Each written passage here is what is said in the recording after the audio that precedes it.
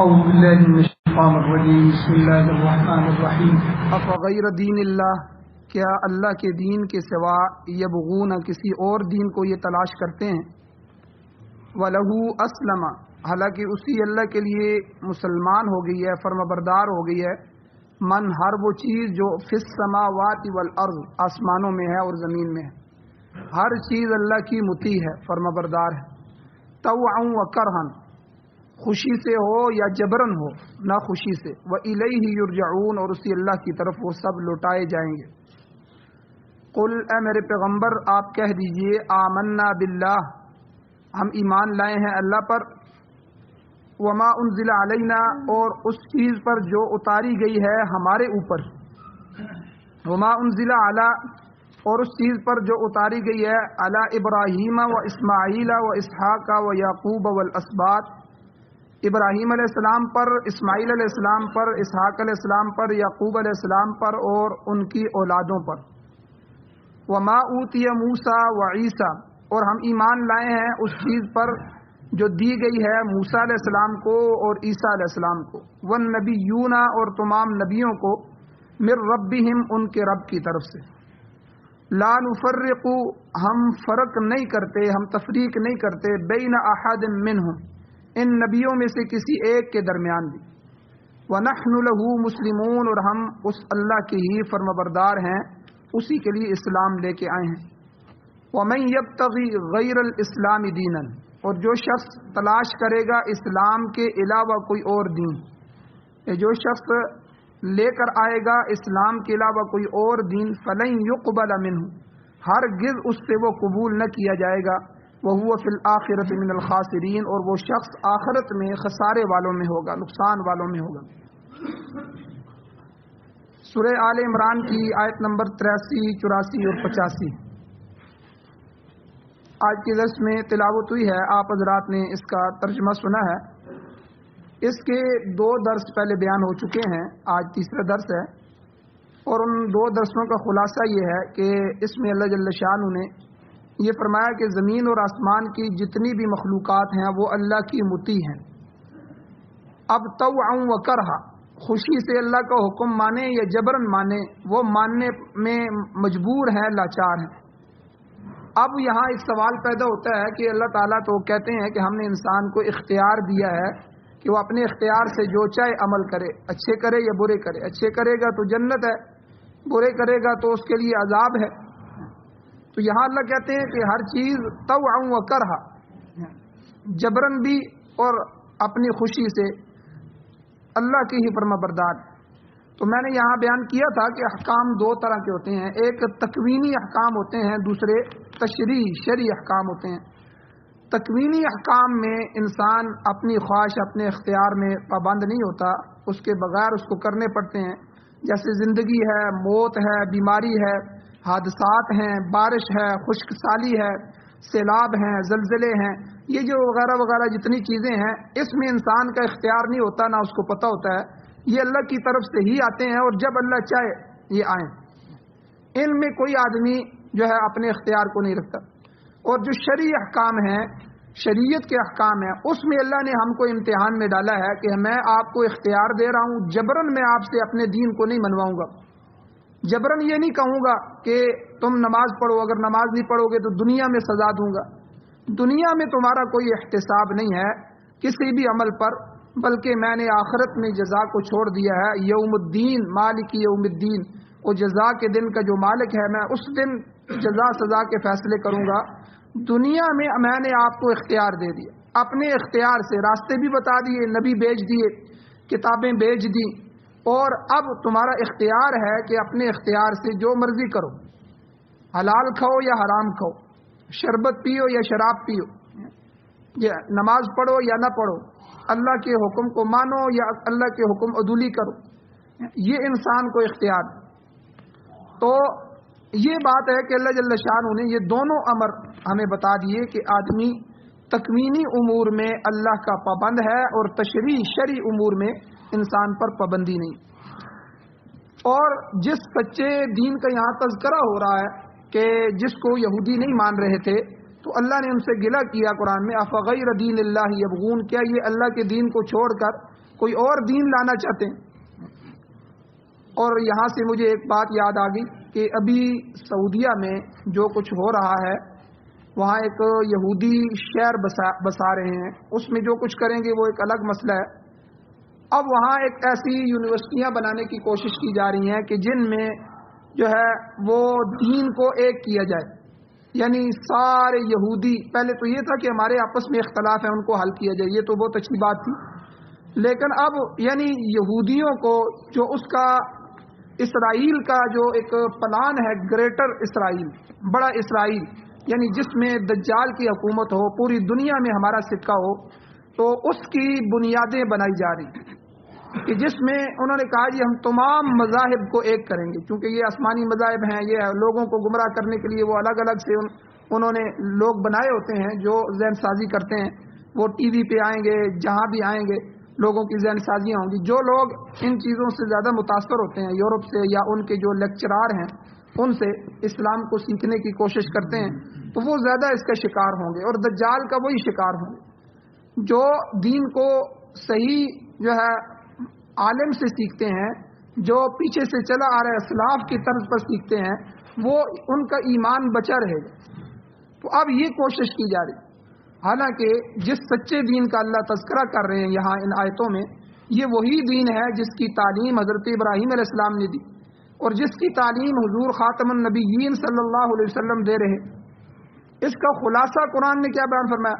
حنفاء للہ غیر مشرکین بھی، کہ تم اللہ کے لیے یکسو ہو جاؤ، علیحدہ ہو جاؤ، غیر مشرکین بھی، اس اللہ کے ساتھ کسی کو شریک نہ ٹھہراؤ۔ اور اسی دین حنیف کی تشریح میں اللہ نے فرمایا قل، یہاں اس آیت میں اے میرے پیغمبر آپ اعلان کریں، آمنا باللہ، ہم اللہ پر ایمان لا چکے ہیں، ہمارا ایمان اللہ پر ہے۔ یعنی اللہ پر ایمان لانا کیا؟ کہ اللہ تعالیٰ کی ہستی کو واجب الوجود تسلیم کر لیا، اور ہم نے اس کی توحید کو مان لیا، اور اس کے جو کمال صفات ہیں اس کے ساتھ متصف ہونے کو، کہ اللہ کی جتنی بھی صفات ہیں وہ سب سے اعلیٰ ہیں، اور اللہ ان اعلیٰ صفات کے ساتھ متصف ہے، سننے والا ہے، سمیع علیم، اللہ سننے والا ہے، تو اللہ ہر ایک کی سننے والا ہے۔ اب میں اور آپ سنتے ہیں تو یہاں دیوار کی پچھلی طرف کوئی بات نہیں سن سکتے، قریب کی مجلس کے لوگوں کو سنتے ہیں، ہمارا سننا اتنا کمزور ہے، یہ سننا ایک صفت ہے، لیکن اللہ کی سننا ایسا ہے کہ وہ بزرگ جو مثال دیتے ہیں کہ کالی رات کے اندر، کالی غار میں، کالی چٹان کے اوپر ایک چونٹی جو چل رہی ہے، اللہ اس کے قدموں کی آٹ بھی سن رہے ہیں، یعنی آپ اندازہ لگائیں، حالانکہ اس کو کوئی مائکرو سسٹم بھی نہیں سن سکتا۔ تو یعنی یہ اللہ سننے میں اللہ کی صفات آتی ہے۔ اسی طرح اللہ قادر ہے، قدیر اللہ کی صفت ہے، بصیر اللہ کا دیکھنا، یہ اللہ کی صفت ہے، علیم اللہ علم والے ہیں، اللہ کا علم کیسا ہے، دنیا میں کسی کی مثال ایسی نہیں۔ تو یعنی اللہ کی صفات کو کمال صفات کے ساتھ متصف ماننا، اور اس کی ذات کو نقص اور عیب سے پاک سمجھنا، کہ اللہ کی ذات میں کوئی نقص نہیں ہے، اللہ ہر عیبوں سے پاک ہے، کسی طرح کا کوئی عیب اللہ کی ذات میں نہیں۔ پھر اللہ کو ازلی اور ابدی تسلیم کرنا، وہ ازل سے ہے، ابد تک رہے گا، یعنی سب سے پہلا، اس سے پہلا کوئی نہیں اور اس کے بعد کوئی نہیں، ٹھیک ہے۔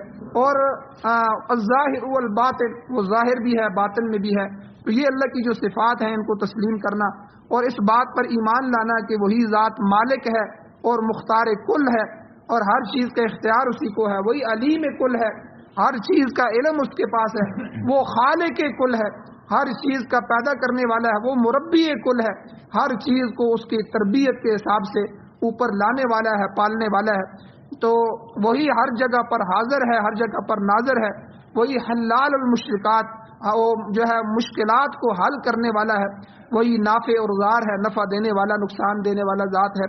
تو یہی ایمان باللہ، یہ جو قل حضور سے اعلان کروایا جا رہا ہے آمنا باللہ، آپ کہیں کہ میں اللہ پر ایمان لایا، تو یعنی یہ ساری چیزیں اللہ پر ایمان لانا۔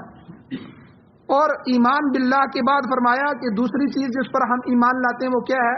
وما انزل علینا، نبی آپ اس ایمان کی بھی گواہی کا اعلان کریں کہ جو چیز اللہ نے ہماری طرف اتاری ہے ہم اس پر ایمان لاتے ہیں۔ ظاہر ہے کہ وہ ہماری طرف اللہ نے قرآن پاک کو اتارا ہے، نازل کیا ہے، تو ہم قرآن پاک پر ایمان لاتے ہیں، یعنی قرآن پاک کی ہر چیز کو ہم حق سمجھتے ہیں، پورے یقین کے ساتھ ہم اس کو تسلیم کرتے ہیں۔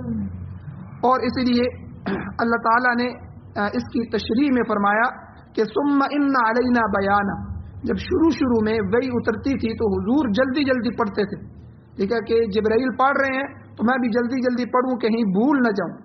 اللہ نے قرآن میں فرمایا ثم ان علینا بیانا لا تحرک به لسانک لتعجل به، اے میرے محبوب اپنی زبان کو جلدی جلدی حرکت نہ دیجیے تاکہ آپ اس کو جو ہے جلدی یاد کر لیں۔ ثم ان علینا بیانا، اس کا جمع کرنا بھی ہمارے اوپر فرض ہے، آپ کے دل اور دماغ میں ہم اس کو بٹھائیں گے، اور اس کا بیان کرنا بھی ہمارے اوپر۔ تو اس لیے پیغمبر کا ایک کام یہ بتایا گیا قرآن مجید میں لِتُبَيِّنَ لِلنَّاسِ مَا نُزِّلَ إِلَيْهِمْ، جو کتاب اس پر نازل کی گئی ہے لوگوں کے سامنے اس کی تشریح کرتا ہے۔ یاد رکھیں خالی قرآن پاک ہو، حدیث نہ ہو تو ہم گمراہ ہو جاتے، ہمیں کیا پتہ لگتا کہ نماز کیا ہے۔ اب قرآن میں تو صرف نماز پڑھو نماز پڑھو نماز پڑھو، نماز نہیں پڑھو گے تو یہ عذاب ہے، صرف نماز کا تذکرہ، نماز ہے کیا، کتنے وقت کی ہے، کتنی رکعتیں ہیں، ہر رکعت میں کیا پڑھنا ہے، اس میں ثنا کا درجہ کیا ہے، تعوذ اور تسمیہ اعوذ باللہ بسم اللہ کا کیا درجہ ہے، سورہ فاتحہ کا کیا درجہ ہے، قرات کسے کہتے ہیں، رکوع سجدہ کیا ہے، اس میں تسبیحات کیا ہیں، اور رکعتیں کن کن نمازوں کی کتنی ہیں، اور پھر کون سی نماز فرض ہے، کون سی واجب ہے، کون سی سنت ہے، پھر سنت مؤکدہ غیر مؤکدہ کون سی ہیں، کون سے نوافل کا درجہ رکھتے ہیں۔ تو یعنی یہ ساری تشریح حضور نے فرمائی۔ اسی آیت میں اللہ یہی فرمایا لِتُبَيِّنَ لِلنَّاسِ، آپ کھول کھول کر لوگوں کے لیے بیان کریں ما نزل الیہم، وہ جو آپ پر نازل کیا گیا۔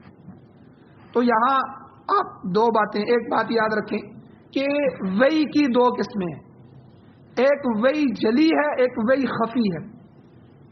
اس کو وحی جلی کہتے ہیں جو واضح وحی ہے، اور اس کو وحی مطلوب بھی کہتے ہیں جس کی تلاوت کی جاتی ہے۔ یہ قرآن پاک ہے، یہ تو صحابہ کے سامنے بالکل جو ہے وحی اترتی تھی اور حضور لکھاتے تھے، کاتبین وحی آ جاتے تھے، فوراً حضور ان کو لکھاتے، وہ اس کو لکھ لیتے۔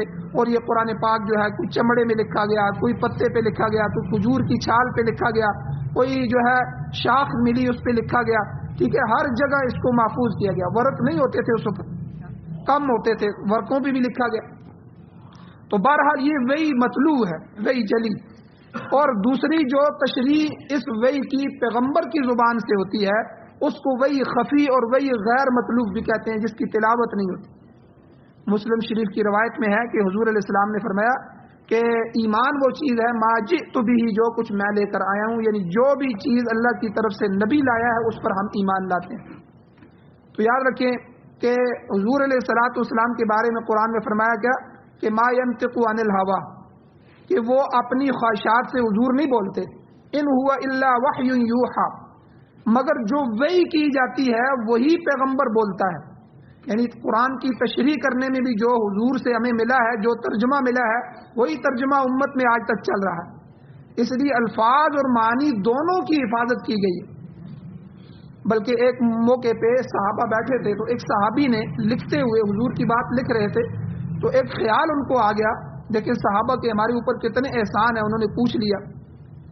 صحابی نے سوال کیا حضور یہ جو آپ ہمیں لکھواتے ہیں آپ کی زبان مبارک سے، ہم باہر بیٹھے رہتے ہیں، آپ کچھ بولتے ہیں ہم لکھ لیتے ہیں، وہ حدیث بن جاتی ہے، جو وہی آتی ہے قرآن کی وہ آپ ہمیں الگ سے بتاتے ہیں، یہ اللہ کی طرف سے آیات اتری ہیں، یہ فلاں سورت کی آیتیں ہیں، ان آیتوں کو ان آیتوں سے پہلے رکھ دو، ان آیتوں کو ان آیتوں سے بعد میں رکھ دو، آپ وہ ہمیں بتا دیتے ہیں، وہ تو ہمیں پتہ ہے یہ قرآن ہے، وہی جلی ہے اور اللہ کی طرف سے اتری ہے۔ لیکن جو آپ ارشادات فرماتے ہیں جس کو ہم حدیث کہتے ہیں، تو آپ کبھی غصے میں ہوتے ہیں، غصے کی حالت میں بھی آپ کچھ نہ کچھ ارشاد فرماتے ہیں، کسی کو غصہ کیا تو کیا ہم وہ بات بھی آپ کی لکھ لیا کریں؟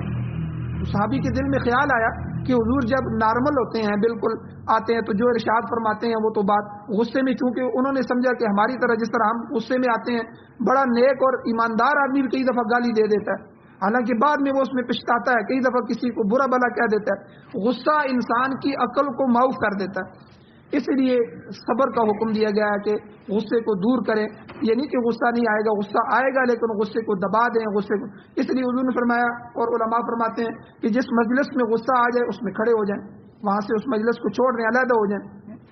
تو غصے میں آ کے لوگ اپنی بیویوں کو طلاق دے دیتے, بعد میں پچھتاتے, 1 گھنٹہ نہیں گزرتا پھر وہ غلط فتووں کی تلاش میں نکل جاتے ہیں. اور اسی طرح پھر ساری زندگی جو ہے وہ کچھ لوگ ایسے ہیں کہ جو پھر ان کو زنا والی زندگی, حرام والی زندگی میں لگا دیتے. تو یہ سب کس وجہ سے ہوا؟ غصے کی وجہ سے. تو اس صحابی نے پوچھا, حضور آپ جب غصے میں کسی کو ڈانٹ رہے ہوتے ہیں, کوئی جملہ ارشاد فرماتے ہیں, تو ہم نے لکھنا ہوتا ہے کہ ایک آدمی آیا, اس نے فلاں بات کی, حضور کا چہرہ سرخ ہو گیا, حضور نے غصے میں یہ ارشاد فرمایا, اس کو حدیث بنانا ہوتا ہے, تو کیا ہم یہ بات بھی لکھیں؟ تو حضور نے اپنی زبان کو پکڑا اور زبان کو پکڑ کے کہا کہ میرے صحابی, رب کعبہ کی قسم, میں جس حال میں بھی بولتا ہوں اللہ کی طرف سے بولتا ہوں, میں کبھی بھی, چاہے میں نرمی میں ہوں چاہے میں غصے میں ہوں, یہ اللہ کی طرف سے حکم ہوتا ہے. میں نبی جو ہے کبھی اپنی خواہشات کے مطابق نہیں بولتا. تو اس لیے یعنی وہ بھی آپ لکھا کریں, وہ بھی اللہ کی طرف سے ہوتا ہے.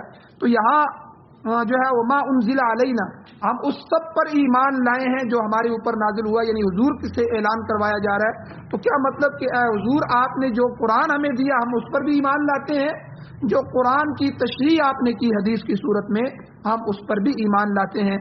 اور کس پر ایمان لاتے ہیں؟ وما انزل علی ابراہیم, ہم اس ہر چیز پر ایمان لاتے ہیں جو ابراہیم علیہ السلام پر اتاری گئی. قرآن مجید میں موجود ہے کہ اللہ جل شانہ نے حضرت ابراہیم علیہ السلام پر مستقل کتاب تو نہیں اتاری لیکن چند صحیفے نازل فرمائے. سورہ اعلیٰ میں اللہ فرماتے ہیں صحف ابراہیم و موسیٰ, کہ اللہ تعالیٰ نے ان کو کچھ, موسیٰ علیہ السلام کو, ابراہیم علیہ السلام کو صحیفے بھی عطا فرمائے, دین دیا, شریعت دی, احکام دیے, اور تمام مخلوق کا امام اللہ نے ابراہیم علیہ السلام کو بنایا. اور کس پر ایمان لاتے ہیں؟ وہ اسماعیل و اسحاق و یعقوب و الاسباط, ہم اس چیز پر بھی ایمان لاتے ہیں جو اسماعیل علیہ السلام, اسحاق علیہ السلام, یعقوب علیہ السلام اور ان کی اولادوں پر اتارا گیا. تو یہاں میں نے پہلے بھی کئی دفعہ تشریح کی ہے کہ حضرت ابراہیم علیہ السلام کی جو اولادیں تھی, آگے 2 بیٹے تھے, حضرت اسماعیل علیہ السلام اور حضرت اسحاق علیہ السلام. پہلے بیٹے حضرت اسماعیل علیہ السلام حضرت ہاجرہ رضی اللہ تعالی عنہ کے پیٹ سے تھے, اور دوسرے بیٹے حضرت سارہ رضی اللہ تعالی عنہ کے پیٹ سے تھے. یہ ہاجرہ اور سارہ 2 بیویاں تھی حضرت ابراہیم علیہ السلام. دونوں اللہ کے نبی اور رسول ہیں, یعنی اسماعیل علیہ السلام بھی, اسحاق علیہ السلام بھی, دونوں بیٹے ہیں. اللہ نے ان کو مستقل شریعت دی. حضرت یعقوب علیہ السلام پھر حضرت اسحاق علیہ السلام کی اولاد میں آتے ہیں, حضرت ابراہیم علیہ السلام کے پوتے ہیں, پھر حضرت اسحاق علیہ السلام کے بیٹے ہیں, وہ بھی اللہ کے صاحب شریعت نبی ہیں. پھر حضرت یعقوب علیہ السلام کی جو اسباط ہے آگے, ان کی جو اولاد ہے یوسف علیہ السلام, اور اس کے علاوہ جتنے بھی, ان سب پر جتنی شریعتیں نازل ہوئی ہیں, اے نبی, اے حضور آپ اعلان فرمائیں ہم ان سب پر ایمان لاتے ہیں. مفسرین فرماتے ہیں کہ حضرت یعقوب علیہ السلام کی اولاد میں اللہ نے 4000 نبی اور رسول مبعوث فرمائے. 4000, اتنا عظیم خاندان. اور اسباط سے یہاں یہی مراد ہے, یہی انبیاء اور رسول ہیں جن میں حضرت داؤد علیہ السلام بھی آتے ہیں, حضرت سلیمان علیہ السلام بھی آتے ہیں, اور حضرت الیاس علیہ السلام بھی آپ کی اولاد میں ہیں. اور بعض انبیاء کا ذکر قرآن نے کیا ہے, بعض نے نہیں کیا. بہرحال و پیش 4000 انبیاء جو ہیں وہ ان کی اولاد میں, حضرت ابراہیم علیہ السلام کی آگے اولاد میں آئے ہیں. تو یہاں پر اقرار کروایا جا رہا ہے کہ اللہ کی طرف سے جو شریعت, جو حکم ان کو دیا گیا ہم اس پر بھی ایمان لاتے ہیں. اور آگے علیحدہ فرمایا وما اوتی موسیٰ و عیسیٰ, موسیٰ علیہ السلام کے یہودی ہو گئے, عیسیٰ علیہ السلام کے عیسائی ہو گئے. تو یہ ان کی جو کتابیں تھیں وہ حضور پر ایمان نہیں لائے, تو یہ ان کی غلطی ہے. لیکن ہم ان کے نبیوں پر بھی وما اوتی موسیٰ و عیسیٰ, جو موسیٰ علیہ السلام کو دیا گیا, جو عیسیٰ علیہ السلام کو دیا گیا, اے حضور آپ اعلان فرمائیں ہم اس پر بھی ایمان لاتے ہیں. ہمارا ایمان ہے حضرت موسیٰ علیہ السلام پر تورات جیسی عظیم کتاب نازل ہوئی, اس کے علاوہ کچھ صحیفے, اور عیسیٰ علیہ السلام پر اللہ نے انجیل نازل فرمائی. ہاں یہ بات ہے کہ ان میں تحریف ہو چکی ہے, وہ کتابیں بدل چکی ہیں, ان کا زمانہ بھی چلا گیا ہے. اب کتاب قرآن مجید آنے سے حضور کا زمانہ ہے, اور حضور کا زمانہ قیامت تک ہے, کیونکہ حضور کے بعد نہ کسی نبی نے آنا ہے, نہ قرآن مجید کے بعد کسی کتاب نے آنا ہے. اب عیسائیوں نے جو انجیل ہے اس کو بگاڑ کے 120 انجیلیں بنا دی. ہمارا قرآن تو ایک قرآن ہے, عیسائیوں کی 120 انجیلیں. پھر ان میں سے 4 انجیلیں جو ہیں وہ چنی گئی ہیں, ان میں متی ہے, لوقا ہے, یوحنا ہے, مرقس ہے. تو یہ بائبل میں یہ موجود ہیں, اور ان میں سے ہر ایک دوسرے سے مختلف ہے. آپ اندازہ لگائیں, ان کے مضامین مختلف ہیں. 5ویں انجیل بربناس ہے, تو یہ بھی جو ہے بالکل بدلی ہوئی ہے. تو بہرحال ان میں سے کوئی بھی اب اصلی حالت میں موجود نہیں ہے، تاہم ہمارا ایمان اس اصلی انجیل پر ہے جو سریانی زبان میں اپنے زمانے میں اپنے نبی پر نازل ہوئی تھی. آخر میں فرمایا کہ وَالنَّبِيُّونَ مِن رَبِّهِمْ، خلاصہ یہ ہے کہ تمام انبیاء علیہ السلام پر ان کے رب کی طرف سے جو کچھ بھی اتارا گیا اس پر ہمارا ایمان ہے. مسلمانوں کی صداقت کی یہی نشانی ہے کہ وہ انبیاء علیہ السلام پر نازل ہونے والی تمام کتابوں کو مانتے ہیں. اللہ تعالیٰ نے قرآن مجید میں فرمایا ہے کہ تؤمنون بالکتاب کلی، کہ تم تو سب کتابوں پر ایمان رکھتے ہو، مگر یہود و نصارہ اللہ کی سب سے عظیم اور آخری کتاب قرآن مجید کو نہیں مانتے، ان کے لیے تیار نہیں ہے. بلکہ انہوں نے حضور علیہ السلام پر یہ الزام بھی لگایا کہ قرآن مجید میں 14ویں سپارے میں آتا ہے، وہ کہتے تھے کہ یہ محمد نعوذ باللہ صلی اللہ علیہ وسلم اپنی طرف سے گھڑ کر لاتے ہیں. یہ جاتے ہیں اور الیاذ باللہ نعوذ باللہ یہ قرآن کو گڑھتے ہیں، گھڑ کر لاتے ہیں. یعنی اس قدر یہ متعصب لوگ ہیں، اور یہی ان کے کذب کی اور جھوٹے ہونے کی دلیل ہے. یہ تو ایک دوسرے کے بھی مخالف ہیں، مگر ہم تمام انبیاء علیہ السلام پر یقین رکھتے ہیں اور ان کی جو ہے دین کو مانتے ہیں. اور آگے آخری بات اللہ نے فرمائی کہ لا نفرق بین احد منہم، کہ ایمان لانے کی وضاحت اس طرح فرمائیں کہ ہم انبیاء اور رسولوں میں کسی کے درمیان تفریق نہیں کرتے. تفریق کرنے کا معنی یہ ہے کہ یہودیوں کی طرح بعض انبیاء پر ایمان لائے بعض پر نہیں لائے. اس قسم کی تفریق صریح کفر ہے. اس لیے ہمارے ہاں جو ہے اسلام کے اندر کسی ایک نبی کی ادنا سی توہین بھی کفر ہے. کسی نبی کا نام لے کے نعوذ باللہ تھوڑی سی ایسی توہین کی جائے تو ہم کسی کے درمیان فرق نہیں کرتے. تو حضرت آدم علیہ السلام سے لے کر حضور نبی کریم صلی اللہ علیہ وسلم جتنے بھی نبی اور رسول آئے ہیں وہ سب اللہ کے کامل بندے تھے، برحق نبی تھے، اللہ کے چنے ہوئے چنیدہ مصطفین الاخیار لوگ تھے. انہوں نے اپنے اپنے دور میں مخلوق خدا کو حق کا پیغام پہنچایا. اللہ نے اپنے انبیاء کو کتابیں اور شریعتیں عطا فرمائیں. ان سب پر ہمارا ایمان ہے، مگر یہود و نصارہ اللہ کے تمام انبیاء پر ایمان نہیں رکھتے. لہذا یہ تفریق بین الرسل کے مرتکب ہوئے ہیں، اس لیے یہ کافر ہیں. اور اسی طرح یہودی عیسیٰ علیہ السلام کو بھی نہیں مانتے، بلکہ کتابوں میں آتا ہے کہ وہ عیسیٰ علیہ السلام کو دجال کہتے تھے. نعوذ باللہ کہتے ہیں وہ جو دجال جس کے ہم منتظر تھے وہ یہ نبی ہے. نعوذ باللہ. اور ان کی تذلیل اور تحقیر کرتے تھے. ان کی ماں مریم پر انہوں نے بہتان لگایا. مگر ہم بحیثیت مسلمان کسی نبی کے درمیان تفریق نہیں کرتے. وَنَحْنُ لَهُ مُسْلِمُونَ، اللہ نے فرمایا ہم اللہ کے ہی فرما بردار ہیں اور اسی کو ماننے والے ہیں. اچھا، آخری آیت میں اللہ نے ضابطہ بیان فرمایا، آخری بالکل ضابطہ خلاصہ. اللہ کہتے ہیں وَمَن يَبْتَغِ غَيْرَ الْإِسْلَامِ دِينًا، جو اسلام کے علاوہ کسی دین کو تلاش کرے گا، لے کر آئے گا، وَلَن يُقْبَلَ مِنْهُ، ہرگز اس سے وہ قبول نہیں کیا جائے گا. یہ ضابطہ ہے، کیونکہ اللہ کے نزدیک سچا دین صرف اسلام ہے، لہذا وہی مقبول ہوگا. یہود و نصارہ نے یہودیت اور عیسائیت کی تبلیغ کے لیے بین الاقوامی طور پر بڑی بڑی سازشیں کی ہیں. ماضی قریب میں جو برطانیہ کی جب حکومت تھی تو بڑی وسیع سلطنت اور عظیم طاقت ان کی تھی. اس نے ساری دنیا کی ناکہ بندی کی ہوئی تھی. 200 سال تک انہوں نے دنیا میں عدم مچائے رکھا اور پوری دنیا میں حکومت کی. خصوصاً اہل اسلام کی تذلیل کا کوئی موقع انگریز نے ہاتھ سے جانے نہیں دیا. اور جو ہماری خلافت تھی، خلافت کو بھی انگریزوں نے ہی ختم کیا. جب سے انہوں نے اپنی جمہوریت جو ہے وہ نافذ کی ہے تو آج تک اسلامی ممالک میں جمہوریت ہی چل رہی ہے اور ہماری خلافت کا جو ہے نام بھی نہیں لینے دیتے.